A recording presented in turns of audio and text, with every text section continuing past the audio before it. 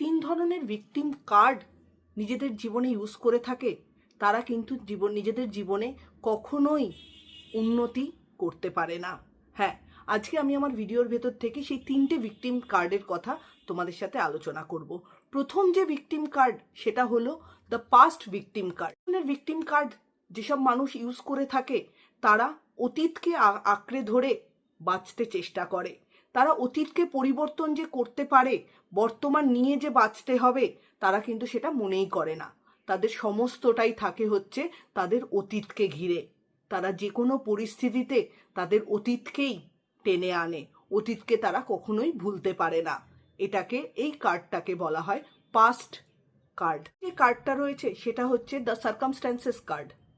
এই কার্ডটা কি ইন্ডিকেট করে? এই কার্ডটা আপনার আমার সবার লাইফেই রয়েছে, সেটা হচ্ছে পরিস্থিতি। আর এই কার্ডটা যে মানুষগুলো ইউজ করে সেই মানুষগুলো পরিস্থিতির দোহাই দেয়।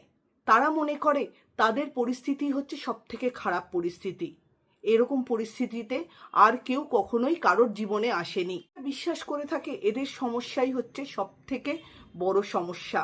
এদের সমস্যার মতন কারোর লাইফে এই সমস্যা কোনোদিন আসেনি বা আসবেও না। এই সমস্যা থেকে তাদেরকে কেউ কখনো বারও করতে পারে না। থার্ড যে ভিকটিম কার্ডটা রয়েছে সেটা হচ্ছে lakh victim card. Lakh victim card যারা ব্যবহার করে থাকেন তারা অলওয়েজ নিজের ভাগ্যকে দোষারোপ করে। তারা এটাই দোষারোপ করে যে আমার ভাগ্যে ছিল না, কখনোই আমি লাকি পার্সন হতে পারলাম না, আমার কপালে নেই। তারা সবসময় নিজের ভাগ্যকে ব্লেম করে, এটাই মনে করে যে তাদের ভাগ্য খুব খারাপ, কখনোই সেটার উন্নতি ঘটবে না। কাজেই তারা কোনো কাজেই কিন্তু এগোতে পারে না। তো এই তিনটি ভিকটিম কার্ড আপনার লাইফে থাকলে আপনি কিন্তু কখনোই উন্নতি করতে পারবেন না। এই তিনটে ভিকটিম কার্ডের সাথে সাথে এটাকে আমি নেগেটিভ কার্ডও বলবো, যেটা আমাদের সবার লাইফেই রয়েছে। কিন্তু সেটাকে ততক্ষণই রাখবেন আপনার লাইফে যতক্ষণ আপনাকে সেটা এফেক্ট করছে না।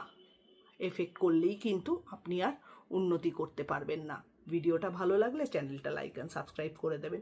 সবাই ভালো থাকবেন, সুস্থ থাকবেন। নেগেটিভ ভিকটিম কার্ডগুলোকে ছুঁড়ে ফেলে দিন। ভালো থাকুন।